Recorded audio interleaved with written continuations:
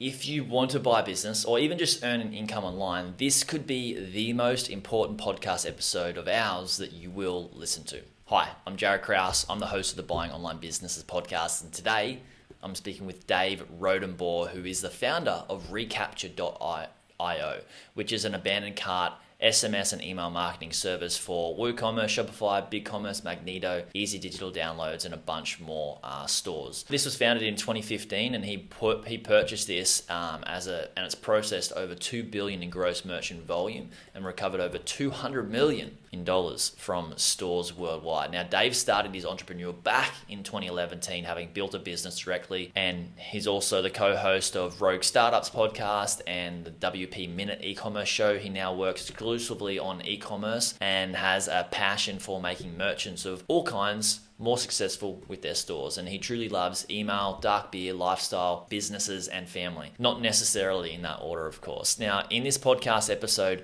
Dave and I spoke about the mistake he made when he bought his first website business and what you can learn from it. We also talk about brand dependency in a business and what that can mean when you want to purchase a business and or sell a business. But one key discussion that Dave and I had was on risk versus opportunity. Dave believes it's good to buy a business based on opportunity more so than risk, and I'm quite the opposite. I think risk versus opportunity, and really depends on what seat you sit in and how much experience you have in online business. And we talk about this as more of a debate and it's more of a discussion. We talk about which one is better and why. So I think this is a very valuable discussion to just sit in on and listen to. Then Dave and I talk about long-term games with long-term people. What happens to people who actually rush? And we talk about, I share an example on how to put time on your side rather than against you, which is what most people do, putting time against themselves, and it squashes their growth and they run away and try to chase the shiny object syndrome and end up doing that for years and years and years and not getting any result. So we also talk about not just jumping on into a bigger business that you don't understand. What are some of the steps you should take? For example, Dave bought a Saas business, and he's bought 18 businesses, in fact, in his duration of buying sites and being in online businesses, and how he worked his way up to the SaaS business. Now, this podcast is such a valuable podcast episode. If you're just not just buying an online business, but want to make an income online, this is going to be such a great episode for you to listen to based on the mindset you need to have to be an online business owner. Do you want to build or grow your content website? Niche website builders have helped hundreds of people to take their content websites from a few $100s per month to over tens of thousands of dollars per month with crafted content creation, buying aged domains, and link building strategies. These strategies have helped people increase their traffic, authority, monthly earnings, and their website valuation too. Head to nichewebsite.builders/BOB/ to get 10% off any link building or 10% more from their content creation services. That's nichewebsite.builders/Bob/. I'll put a link in the description too.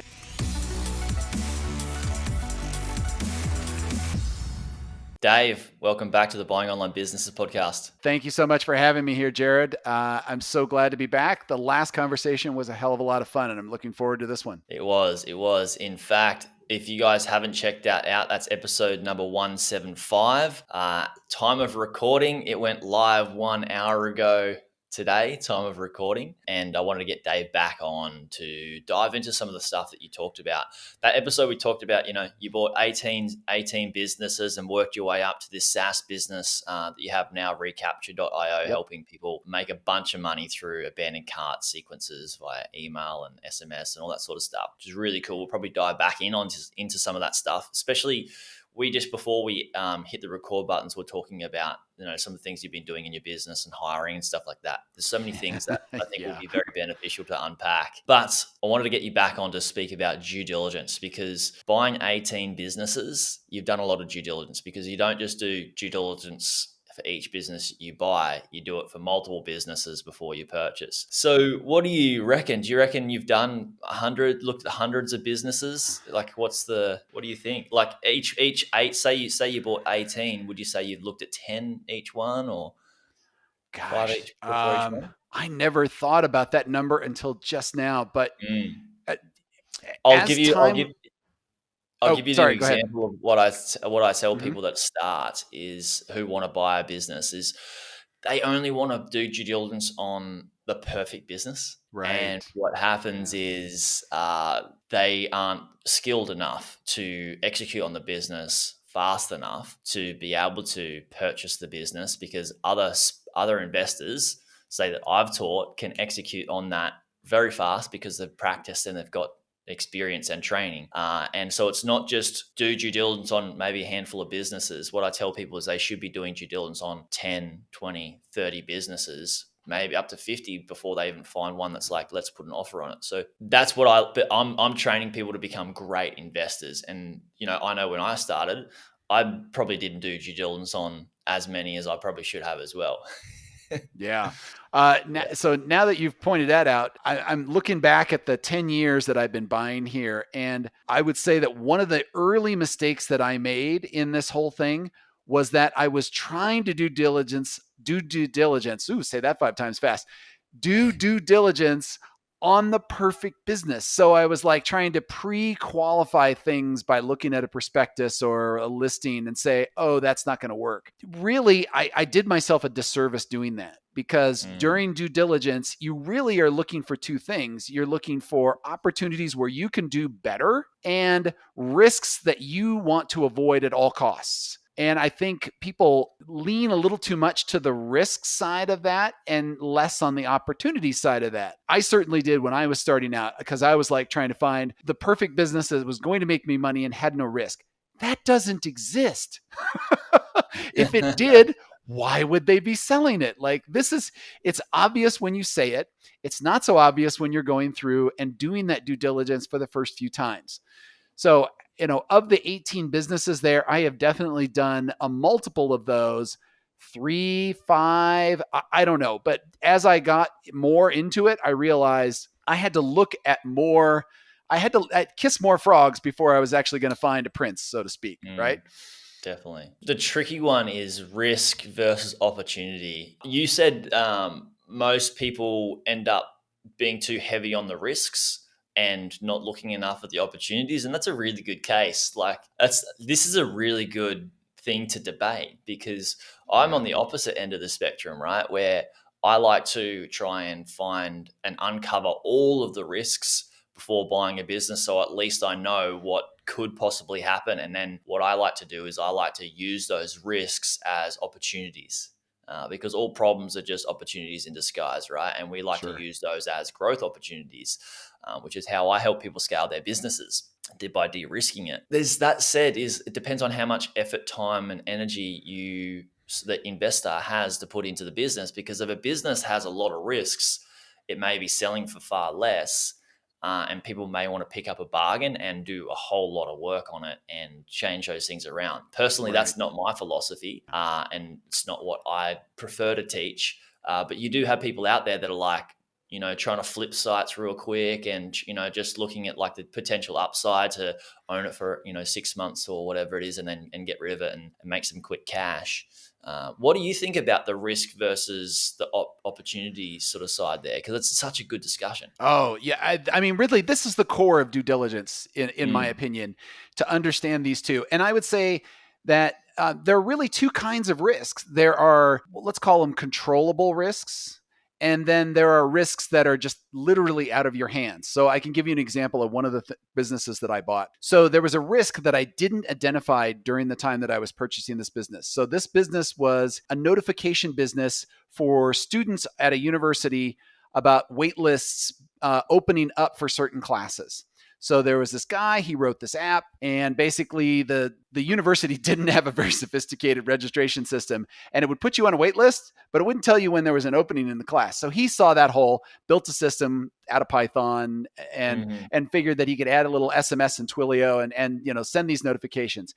And it was a really good business. It had a bunch of other flaws, but the main one that I missed during due diligence was, and actually that's not totally fair. I did see this during due diligence. I didn't see it as a big risk at the time, and it was a platform risk. And basically, you were dependent 100% on that university's API being available for you to go in and query the classes, query the wait lists, and seeing when things were open. And that mhm, allowing your app to query that API at a certain rate. Like those were all things that he was able to pull off for a number of years. And I'm pretty sure that was the reason he wanted to get out of the business, is he saw this as a long-term risk and wanted to take the chips off the table while the getting was still good. And I realized that that was a risk too, but I wanted to take it and spread it to other universities. And what I didn't realize later is that he had an advantage, boots on the ground, being a university student there, that I didn't have at these other universities. I was long out of college when I was trying this. And so I didn't have that advantage for word of mouth that he did, where he could literally talk to people down the hall in his dorm or in his other classes and say, hey, try this app. And then the thing just spread like wildfire on campus because it was wildly useful. So that was a risk that was totally out of my control. I kind of downplayed it and it ended up biting me eventually. But there were other risks, in other businesses that I did where I'm like, okay, they don't know how to overcome that. I do know how to overcome that. They see it as a problem. I see it as an opportunity.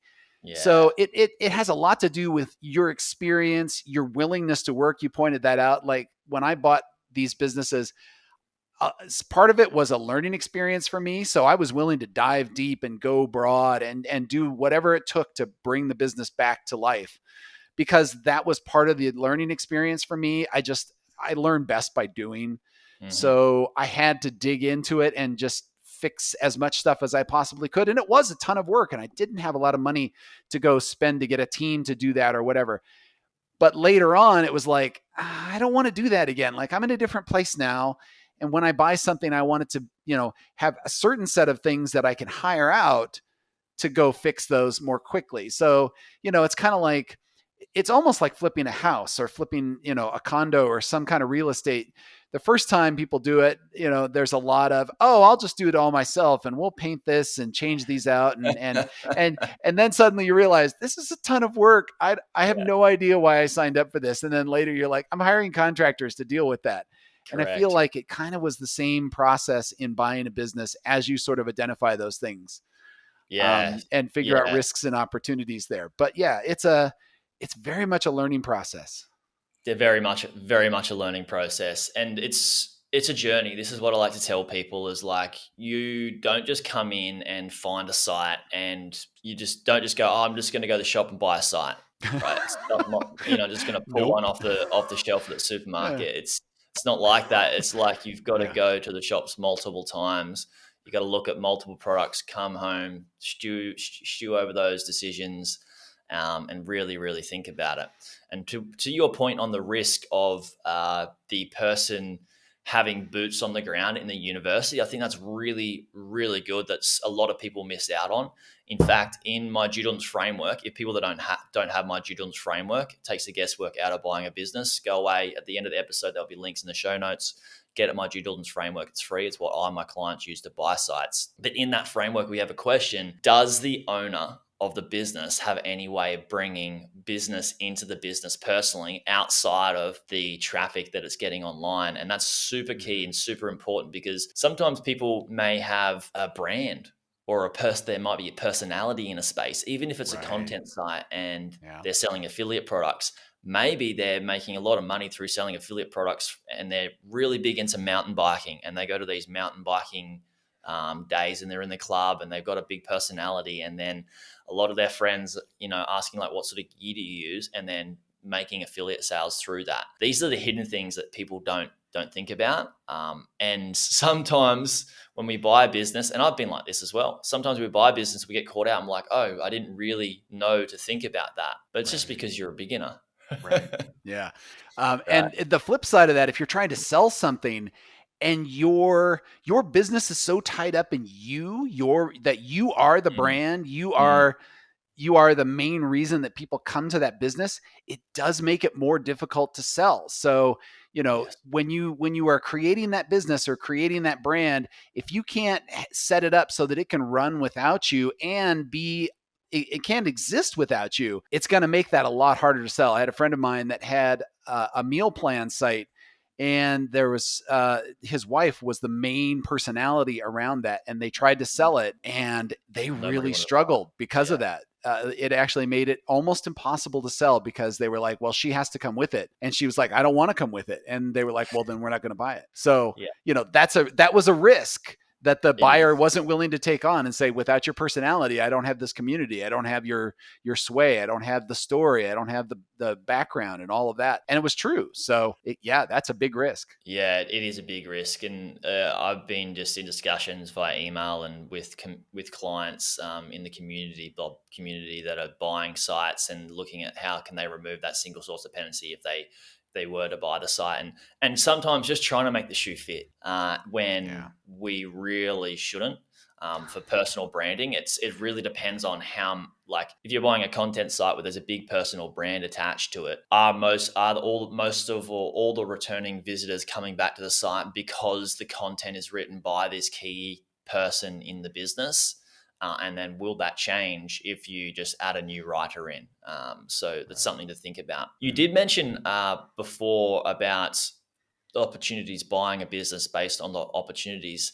And sometimes we just need to know if we've got enough experience to take on those opportunities and actually execute them really, really well. For example, sometimes people will come to me and say, Jared, I want to buy an online business. I'm like, cool. And usually they say, I want to buy an e-commerce business. I'm like, great. Have you ever run an e-commerce business? No. Okay, cool. Do you know how to do digital marketing, or do you have any experience in digital marketing? No. And that just, for me, it's two big questions I like to ask because it just scares me. And I Red ask flag, them, red flag. yeah, I Yeah. ask them to scare themselves as well, is because usually an e-commerce business is heavily dependent on paid traffic. And if they don't have any experience in it, then it's not really an opportunity. Some people may think it's an opportunity. Oh, I'll just put more money into ads, but it ends up being a risk, Right. right? Like, Right. what's a risk to somebody may be an opportunity to somebody else. And I think us identifying how much we know in the space before we purchase something it's pretty big to Right. understand. Yeah. And there's another component to that too. Like, I think if you wanted to learn an e-commerce business and you bought something that was like small 5 figures and wanted to just try it out, like, okay, the stakes are low enough. That's cool. Like, go learn that way. But if you're going to go like get an SBA loan for a 7-figure e-commerce Mm, business that's been around for a while and you're just going to wing it, that's a recipe for disaster. That's a absolutely. recipe for personal bankruptcy at that point. I would not recommend that. So, I think you can use that. Like, it's okay if you want to learn those things. I learned how to market by buying smaller business to do Mm, marketing with smaller business. I honed my sales skills. I didn't have those things, but I was also only risking like less than $10,000 at a time. So if it all dried up and went away, my wife and I agreed, look, that's fine. Learning experience didn't ruin us financially. We can move on and do something else. Like, that's okay. But yeah, 6 figures, 7 figure. yeah, it's crazy to think about because when you do it on a startup or a smaller business, of course, the opportunity far outweighs the risk versus a bigger. For example, similar to you, I started a drop shipping business. Well, I started multiple businesses, right? Online Mhm. businesses to try and make money online. This is my journey, my story. I started a blog, made a little bit of money from a blog, and then Mhm. I was like, this is not really cutting the mustard. I need to make some serious coin and replace my income. So I started a drop shipping business, got all these products, got this site built, and had no idea that digital marketing was important and I needed to run paid ads to just make sales. I thought Yeah. people would just find them on the internet and, I'd be rich. Not really, but I'd at least make some money. So I had to learn marketing on an opportunity business, which is a startup, and cut my teeth on that. And I think that's a really good take that you've said, Dave, is learning on something that is a bigger opportunity than it is a risk. For example, buying a business, 7-figure e-commerce business, and never running an e-commerce business and not knowing. I mean, you can hire somebody at that stage to run the ads, but you'd want to have real proof that they've got experience in that particular niche with that type of product and that type of audience that they're targeting. So I think you're bang on with that. Yeah, I mean, there's a ton of risk that's involved when you don't have the experience running the thing. It's really hard for you to evaluate people as to whether they're good or not because there's a lot of flowery language and BS that they can, amaze you with during an interview. And then when the rubber hits the road, you're like, wait a minute, how come my conversion rate's so low? They're like, blah, blah, blah, blah, blah. I don't know. We'll figure it out. Like, and then you burn another $10,000 and you're like, Mhm. it's not going up. And they're like, blah, blah, blah, blah, blah.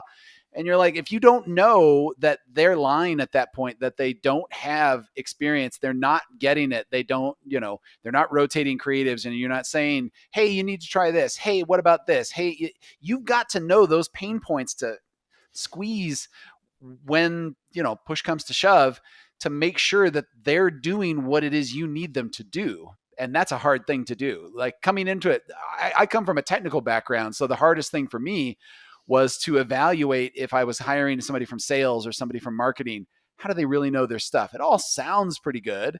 And you can eliminate the lame, proposals from the good ones. But once you get down to the actual person, do you really know that they know their stuff? Because you have to know your stuff to know whether they know their stuff. Yeah, you do.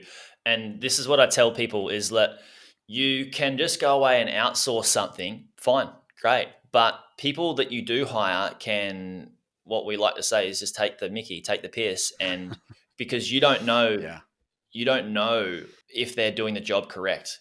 You don't know if they're good because you don't know how to at least understand what they're doing or sort of oversee some of the work. You don't need to be the expert boots on the ground type person, but you at least need to know enough, understand that they should be getting X results and use the lingo, the language, the terminology, speak to them and drive them to get a result. Otherwise, it's a huge risk that you're hiring people that you have for a task that you have no idea about. Another thing with the hiring somebody for marketing or hiring anybody at all, yes, it's so tough to know who to hire. And when you first start out, I've spent, 10 grand here, 15 grand here, different and 30 grand on marketing people. Like there's 3 different price points that I've done in the past. And, one of them worked. Luckily, the one that was more money, the 30K over the other ones, but that's 25K lost on the other hand, Right. right? Yeah. So, and not just money lost. What's more important to me is the time. Lost a lot of Mhm. time and fluffing around.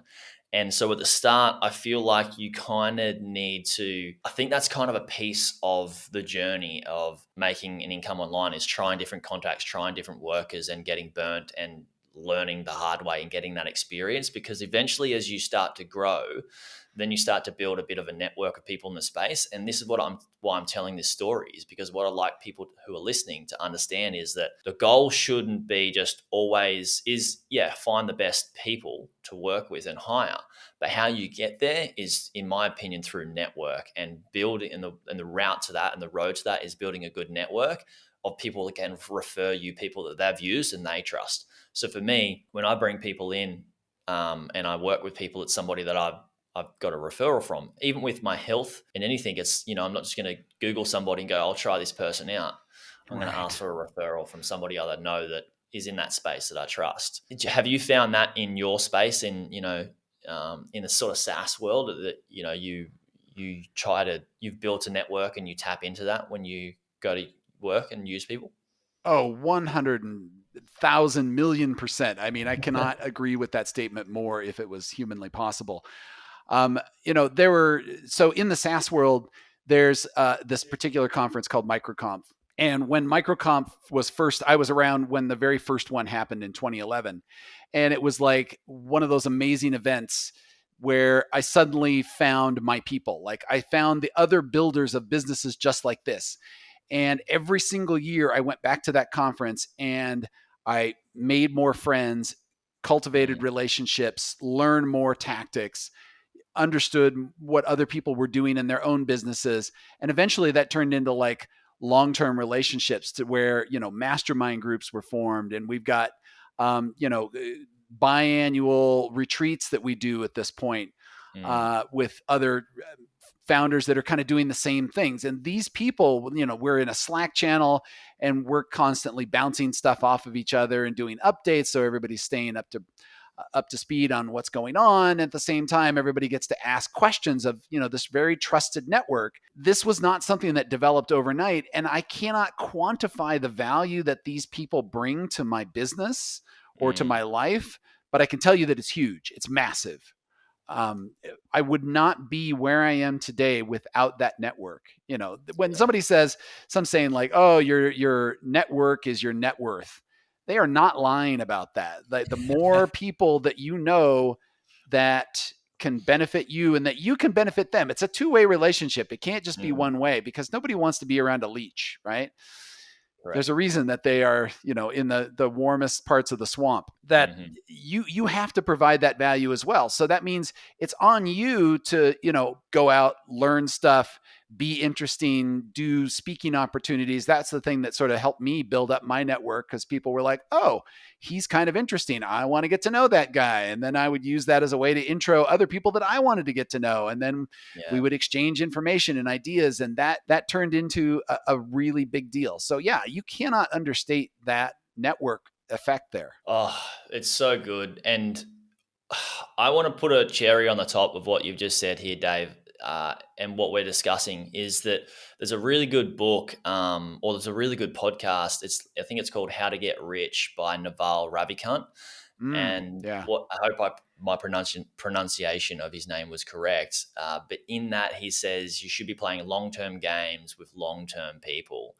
And I feel that people that try to turn to the internet to make money, I was one of them, and I was in this position and this state of mind that I need to make money as fast as I possibly can, and I don't have time for long-term stuff. I just want to replace my income and earn an income online, and I want to do it fast. I wanted it 2 years ago.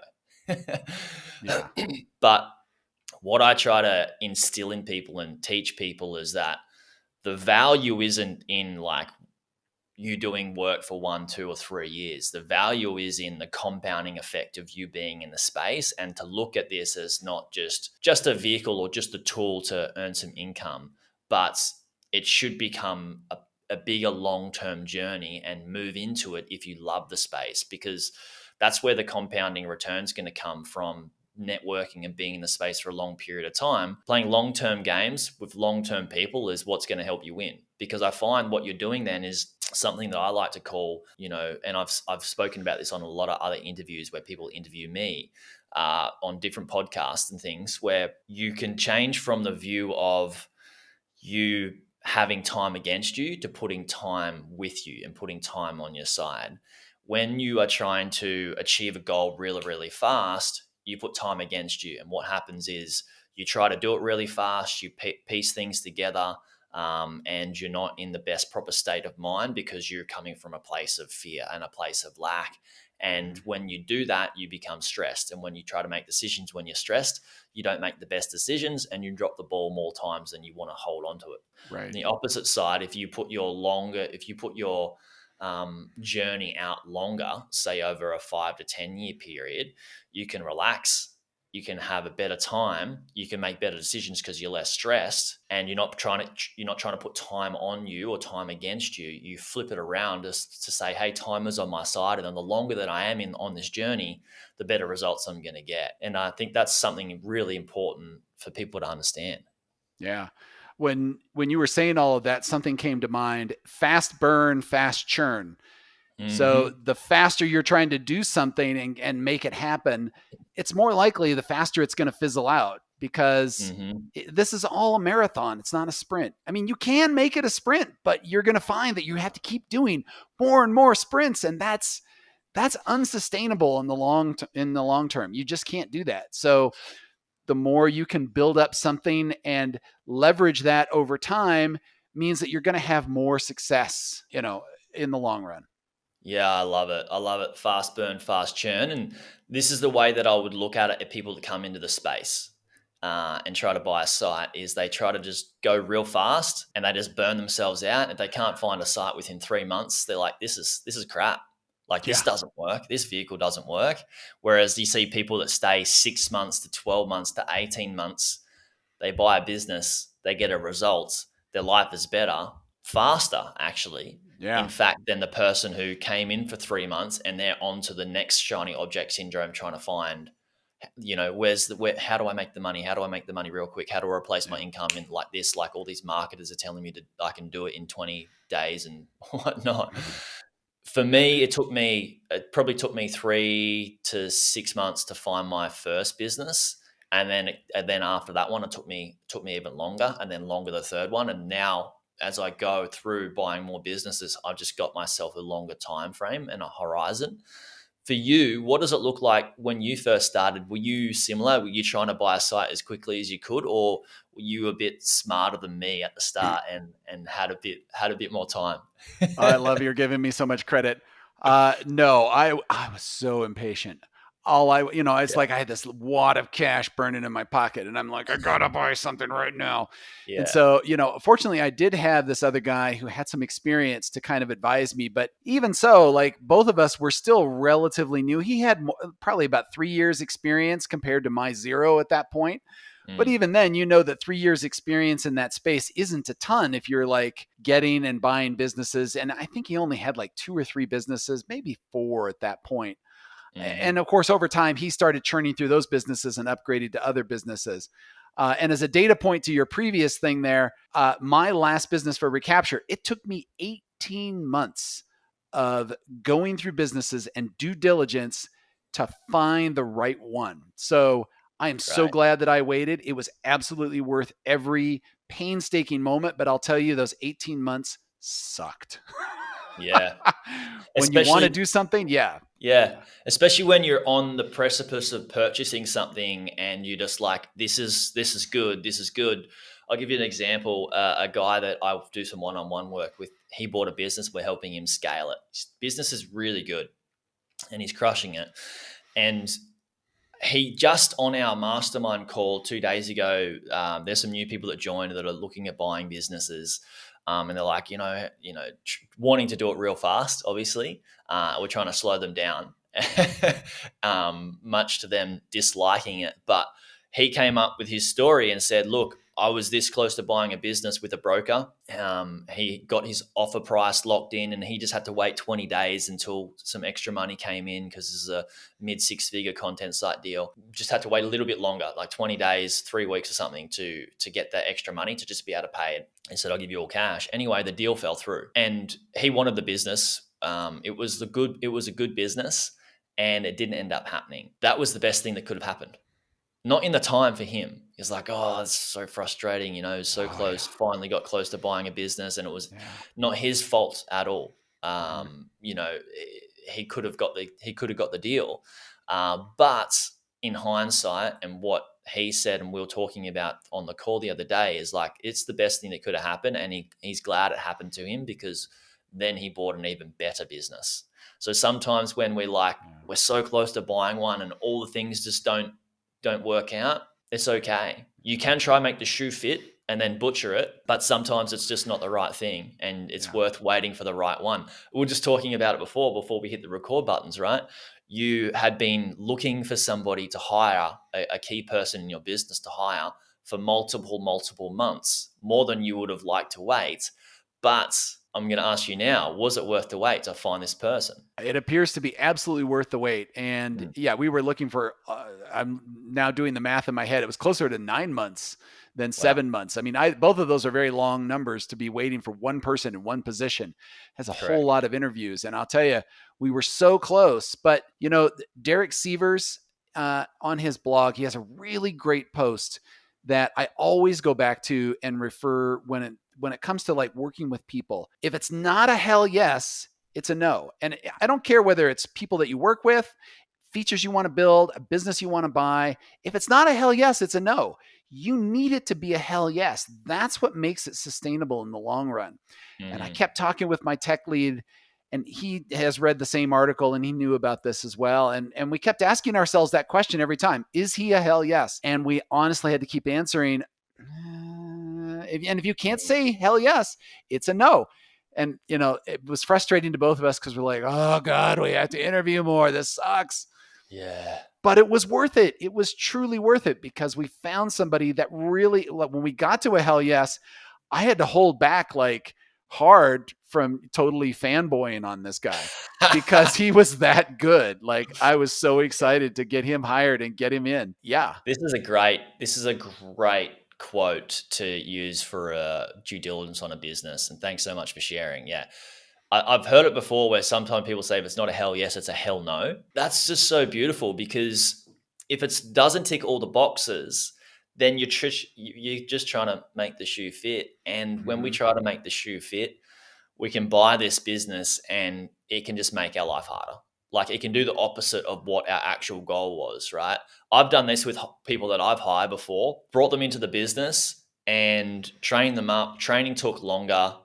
They didn't really get into the role. When they did get into the role, they butchered the work, and you're like, this has just made my not hasn't made my business easier. It's made my life harder. It's the same when you buy a whole business in itself. You want to. Some people will go, oh, it just takes a little bit more hours than I would actually like to run the business, and there's some of these things, and they go away and get it, and then they're juggling their job because they're trying to replace their income. And then they're dealing with this business that they're just trying to make work because they just want to get in the space and they want to at least start to make some sort of income. It's just, That's a it's total no rookie fun. mistake. I have made that rookie mistake many times in the last 10 years. Mm, People I've hired and I was like, oh, they'll be good enough. Oh, they'll grow into it. And some mm. businesses, same kind of thing. Oh, this looks like it'll work. I think I can make this. I think I know. No, you can talk yourself into a lot of stuff Can. that isn't true. You really have to be brutally honest with yourself. Is this really a hell yes? Because if it's not, it's a no. Yeah, I love it. One thing that I want to ask you before we wrap this up, Dave, is SaaS sites and SaaS businesses. Mhm. You started, what was your motivation for wanting to, like your last business you bought, recapture.io? We talked about that towards the end of our call, our Mhm. podcast in episode 175, guys. So go away and check that out. There'll be links to recapture.io in the show notes, helping people to scale their e-commerce businesses with abandoned cart software and through emails and stuff like that. It's solid. It's really good. Just check out the site and you'll be impressed. So congrats on that, Dave. But what pushed you towards SaaS businesses over some of the other different business models? Well, that's a good question. So Because I it's not just, I never put a beginner into a SaaS business No, ever, absolutely not. personally. And in fact, when I first started this, I was fortunate enough to have that guy I was telling you about that was kind of my mentor in this space. He was headed towards SaaS, but he realized that even after 3 years, he was just barely ready for SaaS. And Mm, I looked at my skill set and I was, again, being brutally honest with myself. I didn't have the marketing chops, I didn't have the sales chops. I didn't fully understand like how to be really in touch with the customer and get good product market fit. So I mm, said to myself that whatever I was going to build, I had to use that to learn those skills to level up to a SaaS business. But ultimately, I wanted the SaaS business for the holy grail of recurring revenue because a lot of the other businesses, I've tried AdWords, AdSense businesses, I've tried affiliate, I've tried content sites. I've tried one-off sales, and all of those business models have some pluses and minuses to them. But the real rough reality to most of those businesses is that you either have substantial platform risk with, AdSense with Google or any other, if you're doing Facebook ads and you're relying on that sort of stuff, mm-hmm. those platforms can, at the drop of a hat, change an algorithm, pull the rug out from under you, ban your business, and you're done. And that happened on one of my businesses, literally. And so you had to be super careful about that. But on the flip side, like if you're doing one-off sales, now you got to go get new customers Gotta keep again. Like, selling holy every month. crap, Yeah. your selling never stops. Like you just don't have this engine that's driving you forward faster. With a SaaS, you can get a flywheel going as opposed to, just a regular wheel Mm-hmm. where the flywheel captures energy and it increases in your momentum and it can move the business along faster as you get bigger. So you can Yeah. accumulate that energy, accumulate that momentum, and do better in the business. And that was really only possible with a SaaS through expansion revenue, going up market, and all of those other things. When you have that money coming in every month, you can build from a baseline and tack it up and go up from there. But if you're doing one off sales, next month you're back to zero. and you're trying to get back to where you were the last month. It gets to be a real struggle. It gets to be a real struggle. It really does.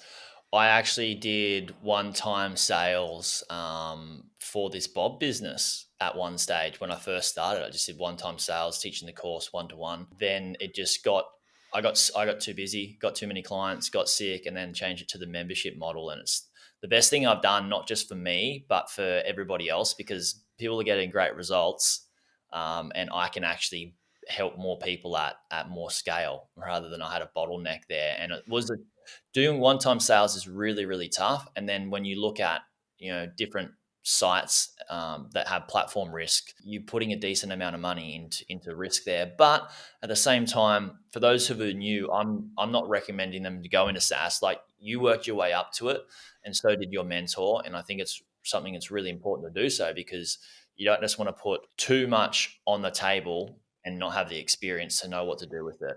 So where would you suggest people start, Dave?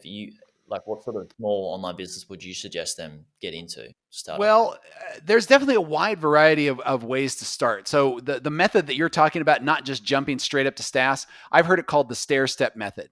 So you pick a lower risk business, learn something about that, and then move up to a slightly higher risk business, and then eventually up to SaaS, which is one of definitely the higher risk of all of those. And it's also the hardest to run and the hardest to manage, the hardest to market, the hardest to sell. So you could start really low. I mean, you could go as low as just a straight up services business. So you could do you're going to market yourself in email marketing. So you could say, I'm going to sell my services as an email marketing consultant.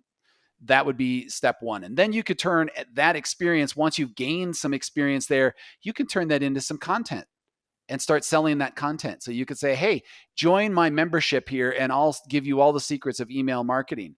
And then from that, now you've got an audience, you've got some experience, and now you can turn around and maybe figure out, well, what are the pains of that audience? And maybe I can build them a micro SaaS that solves one pain that they have.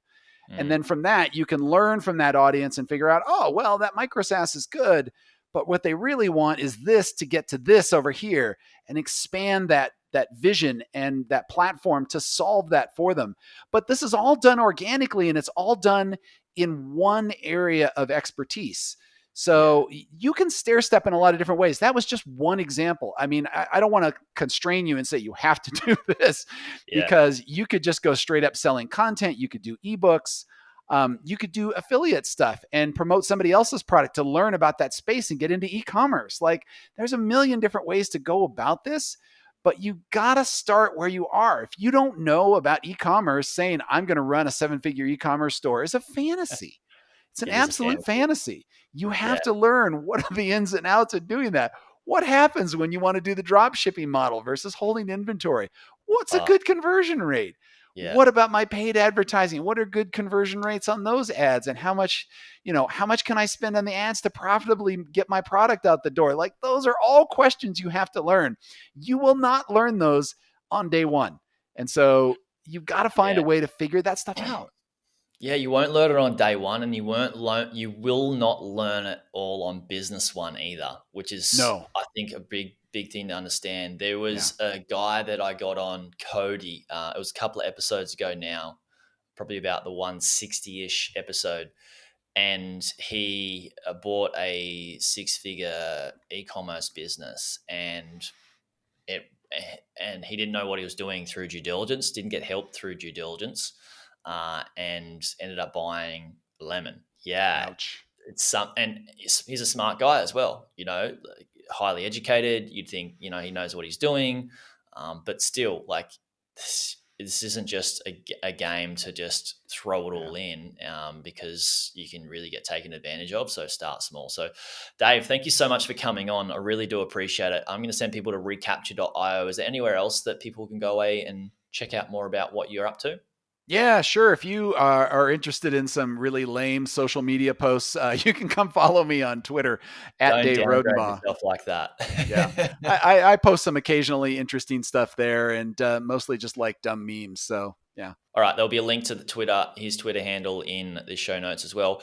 Thank you for everybody who is listening. If you are looking to get into online business in general, not just buy a site, I think this is such a valuable episode to listen to again. And if you know somebody else that's looking to go away and get into online business, do them a massive favor and share this podcast episode with them. There's so many golden nuggets that Dave and I were able to share throughout our conversation. Also, if you want to buy a site, don't risk it. Get my due diligence framework. It's free. That's what my clients use to buy sites. There'll be a link in the description. Go away and get it and save yourself a whole lot of hassle.